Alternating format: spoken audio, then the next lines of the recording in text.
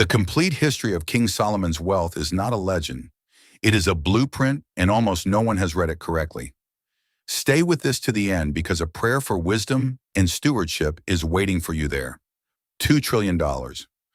That is the figure historians and economists assign when they attempt to translate Solomon's annual income into modern currency. 2 trillion.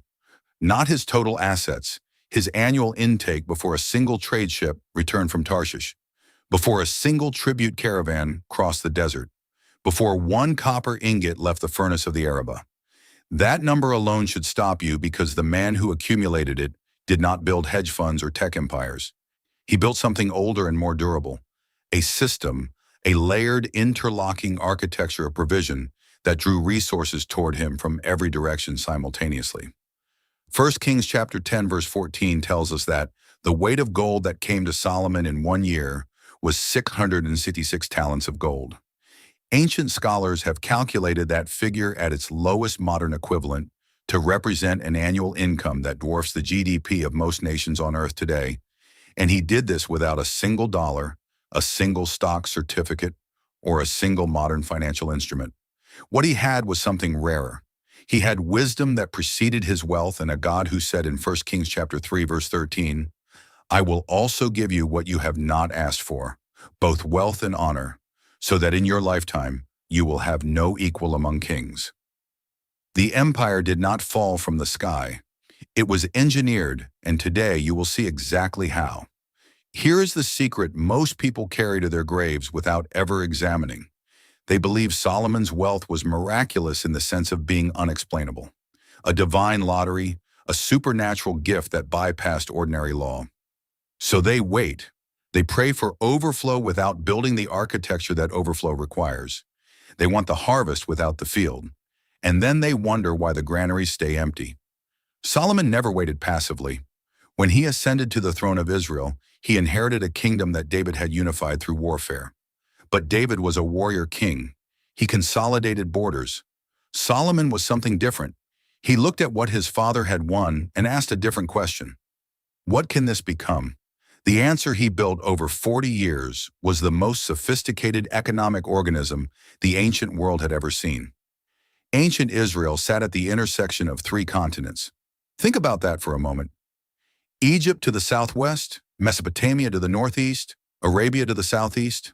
The trade roads that connected these civilizations, the goods, the grain, the spices, the metals, the luxury goods, all of them passed through a narrow corridor of land. And Solomon controlled that corridor. He did not just live on the trade route, he became the trade route. He built store cities at strategic intervals. He garrisoned towns at choke points. He taxed movement, not just production. This was not accidental geography. This was sovereign architecture. Stop and feel the weight of what just happened there. Most people think about income as something they earn by performing a service. Do the work, receive the pay. Solomon thought in a different dimension entirely. He thought about position. He asked, where does value already flow? Then he planted himself there. Proverbs chapter 8 verse 12. The voice of wisdom herself speaking says, "I, wisdom, dwell with prudence, and I find out knowledge and discretion." Wisdom does not stumble onto position. She finds it. She calculates it. She dwells there permanently. Now the number, 606 talents of gold arriving every single year. 1 talent in the ancient world weighed approximately 34 kilo. Multiply that.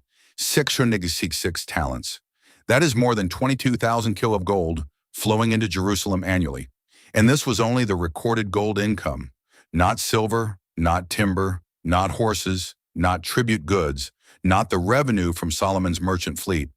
The actual total was almost certainly higher. Historians who have mapped the trade economy of the ancient Levant estimate that Solomon's total annual resource intake, when converted to purchasing power parity in modern dollars, exceeds $2 trillion per year at a conservative estimate. Let that sit for a moment. Not his net worth, his annual income. How does a man in the ancient world without modern banking, without digital infrastructure, without international law, build a machine that generates that kind of provision year after year? The answer has layers, and the first layer is the one no one talks about. The economy Solomon built was not transactional, it was systemic. He did not sell goods once. He built roads that goods traveled repeatedly. He did not make one deal. He created the conditions under which deals could not happen anywhere else without passing through him. He was not a merchant, he was the market. This is where it gets electric because everything you are hearing right now is not ancient history. It is a living instruction for how divine provision actually works when human wisdom cooperates with it. Where are you watching from right now? Drop your city or country in the comments below because the people receiving this wisdom today are scattered across the earth, and this community needs to know how far the reach of this message goes.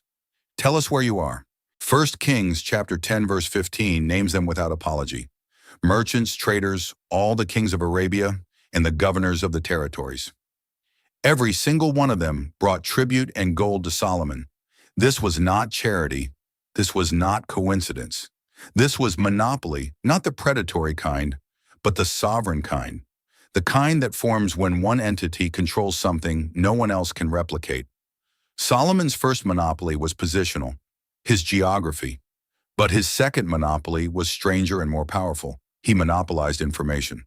When the Queen of Sheba arrived in Jerusalem with camels carrying spices and gold in great quantity and precious stones, according to 1 Kings chapter 10 verse 2, she did not come as a rival. She came as a student. She had heard reports about Solomon's wisdom and his relationship with the name of the Lord, and she came to test him with hard questions. Every single question she asked, Solomon answered. There was nothing hidden from the king that he could not explain to her. 1 Kings chapter 10 verse 3 confirms it plainly. And when she saw it, his wisdom, his palace, the food at his table, the seating of his officials, the attendance of his servants, the robes they wore, his cupbearers, and the burnt offerings he made at the temple of the Lord, she was overwhelmed. She gave him 120 talents of gold, the largest single gift of gold recorded in the ancient world from one head of state to another in a single visit. Why? Because she recognized that what Solomon carried could not be counterfeited. Now hear what this reveals about the nature of unequal value. She came with enormous wealth. She was a queen, a ruler of a southern trade empire. She was not poor, she was not desperate, yet she left having given more than she received in material terms, in scripture records that she was satisfied. 1 Kings chapter 10 verse 13 says Solomon gave her everything she desired and asked for plus everything he gave her out of his royal bounty. The exchange was not extractive, it was transformational, and transformation commands a premium that mere transaction never can. Solomon's fleet at Tarshish operates on the same principle. 1 Kings chapter 9 verse 26 tells us Solomon built ships at Ezion-Geber on the shore of the Red Sea. These were not fishing boats. These were deep-water vessels crewed by Phoenician sailors provided by Hiram of Tyre. They ventured to Ophir and returned with 450 talents of gold in a single voyage. A single voyage. The fleet did not return every week. It returned every 3 years, according to 1 Kings chapter 10 verse 22, carrying gold, silver, ivory, apes, and peacocks. Things no one in the ancient Near East had easy access to. Rare. Monopolized by the simple fact that Solomon had the only ships capable of the journey. If this wisdom is landing in you the way it should, if something in this is waking up a part of your thinking that has been asleep, do this one small thing right now. Tap the like button, not for the algorithm, as an act of agreement that wisdom like this deserves to travel further. Here is something the prosperity conversation almost always misses. Solomon did not become the richest man in history because he received more. He became the richest man in history because he kept more than he spent. Proverbs chapter 21 verse 20. Read it slowly. The wise store up choice food and olive oil, but fools gulp theirs down. That is not a dietary suggestion. That is a structural law. Margin is not a bonus feature of a healthy economy. Margin is the economy. Without surplus, there is no reserve. Without reserve, there is no strength when the season turns. Without that strength, every adversity becomes a catastrophe instead of an inconvenience. Solomon built his 12 administrative districts, detailed in 1 Kings chapter 4, specifically to solve this problem at scale. Each district was assigned to provide food for the king and his household for 1 month of the year. Not one district carrying all the weight. 12 districts, each contributing 1 month's provision. The load was distributed. The system was stable. No single point of failure could collapse the whole. Picture what that actually meant on the ground. A district administrator, let us call him a man in the Northern Highlands, wakes up each morning knowing his obligation to ensure that by the end of his assigned month, the royal household has been fed. He plans months in advance. He manages inventory. He builds local surplus to ensure national stability. 12 men like him working across the whole geography of Israel meant that Solomon's household never once experienced scarcity while simultaneously building the individual economic capacity of 12 regions. This is not just ancient administration. This is the principle of diversified provision built into governmental architecture. Now add the tribute.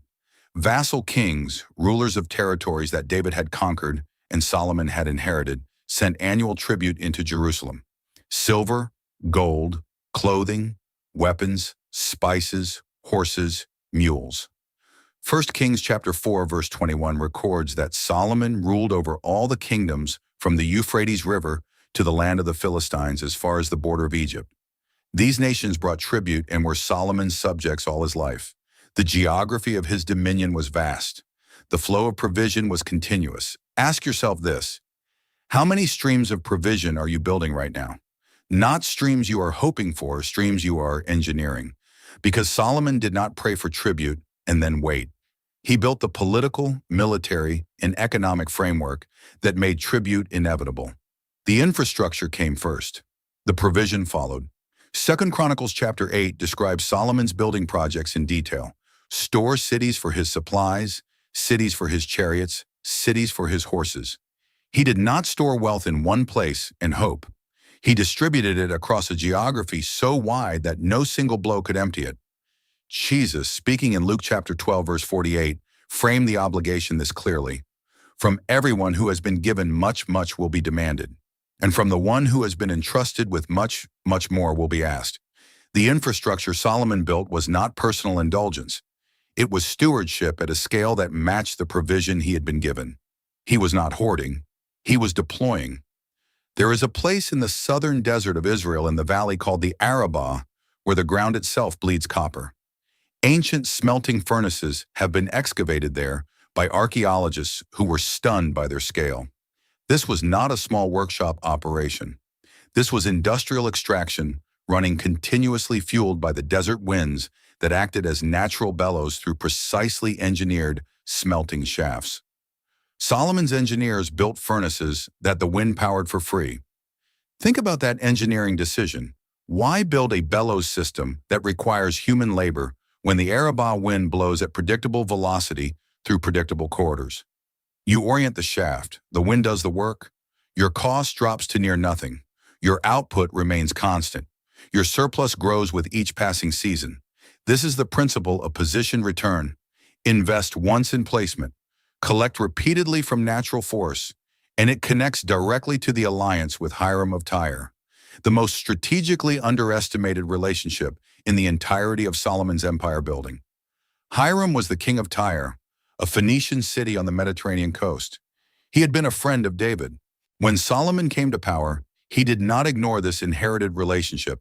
He activated it. 1 Kings chapter 5 verse 1 records that Hiram sent his officials to Solomon when he heard that he had been anointed king, because Hiram had always been on friendly terms with David. Solomon's response was not diplomatic courtesy. It was purposeful architecture. Solomon needed cedar and juniper logs, materials Israel did not have in abundance. Hiram had forests. Solomon needed skilled craftsmen for the temple. Hiram had Phoenician artisans whose technical mastery was unmatched in the region. Solomon offered in return wheat, barley, olive oil, and wine, agricultural products that Phoenicia's coastal geography could not easily produce in the same volume. Neither party could fully thrive without the other. The alliance was not charity, it was mutual necessity, each side supplying what only they could offer, each side receiving what they could not produce alone. This is the model of the alliance that multiplies, not the transaction that depletes, not the arrangement that extracts. The covenant of exchange, where both parties leave stronger than they arrived. Now return to the 12 administrative districts of 1 Kings chapter 4. We touched on them earlier as a provision mechanism, but look at them again through a management eye. Solomon appointed 12 officials over all Israel, and they supplied provisions for the king and the royal household. Each man had to provide supplies for 1 month in the year. The administrators are named, their territories are mapped, their responsibilities are specific. This was not a general royal decree. This was a management structure with named accountability, geographic clarity, and measured precision. Accountability without vagueness, responsibility without ambiguity, provision without dependency on any single source. Proverbs chapter 27 verse 23 says it with the directness of a man who actually ran this system. Be sure you know the condition of your flocks. Give careful attention to your herds. Solomon was not philosophizing about management theory. He was describing the daily discipline of a man who understood that provision does not maintain itself. It requires stewardship, regular attention, honest assessment. Everything you have heard today traces back to a single principle that Jesus articulated with devastating clarity. Luke chapter 12 verse 48. From everyone who has been given much, much will be demanded, and from the one who has been entrusted with much, much more will be asked. This is not a threat. It is a design specification. Provision scales with capacity, responsibility scales with provision. The architecture Solomon built was not the origin of his wealth. His willingness to be a trustworthy steward was the origin. The architecture was the evidence. So what do you actually do with everything you have heard today? Stop waiting for abundance to arrive before you build the systems that abundance requires. Solomon did not build his store cities after the surplus came. He built them so the surplus would have somewhere to go. Start with what you have. Map your current streams of provision, however small, and ask where you are positioned relative to natural flow. Ask where value already moves and whether you are sitting in its path or beside it. Build one alliance of mutual necessity. One relationship where what you can offer complements what someone else uniquely carries. Not a transaction, a multiplying arrangement. Something that generates return beyond the moment of exchange. Store margin before desire. Proverbs chapter 21 verse 20 is not a suggestion for the discipline. It is a description of how the wise naturally operate. They store, they do not gulp. They build reserves not because they fear scarcity, but because they understand the strength that surplus provides when the hard season arrives. And ask for wisdom before you ask for wealth. This is the sequence Solomon himself used. He asked for wisdom first. In 1 Kings chapter 3 verse 9, he prayed, "Give your servant a discerning heart to govern your people and to distinguish between right and wrong." God gave him both, the wisdom first, the wealth as a consequence. Reverse the sequence and you risk receiving resources you do not yet have the architecture to hold. This is the full history of Solomon's empire. Not a story, a system, not mythology, a manual. If this channel has given you something real today, something you will carry forward, consider subscribing, because this is not the last message. There is more to uncover, and you should be here when it arrives. Close your eyes if you can, or align your thoughts with mine now. Lord, we come to you the way Solomon came, not with a request for possessions, but with a hunger for discernment. Give us the wisdom to see where value flows before we chase it blindly. Give us the discipline to build systems before we spend the surplus. Give us the humility to steward well what we have already been given so that more can be trusted to our hands. Where we have been wasteful, restore. Where we have been fearful, strengthen. Where we have been blind to the architecture of provision, open our eyes. We receive this instruction not as information, but as an invitation to build, to align, and to trust the God who said that Solomon's equal would not exist among kings, that God has not changed. And we are listening. In the name above every name, amen. Go in wisdom, build with intention. And remember, the richest man in history said that wisdom is the beginning, not the reward. The beginning. Start there. If this breakdown of Solomon's ancient blueprint has changed the way you look at the resources in your life, please subscribe to the channel and like this video. We are excavating the history that has been hidden for too long. Sow the seeds of your future today. The next vault of wisdom will be opened very soon.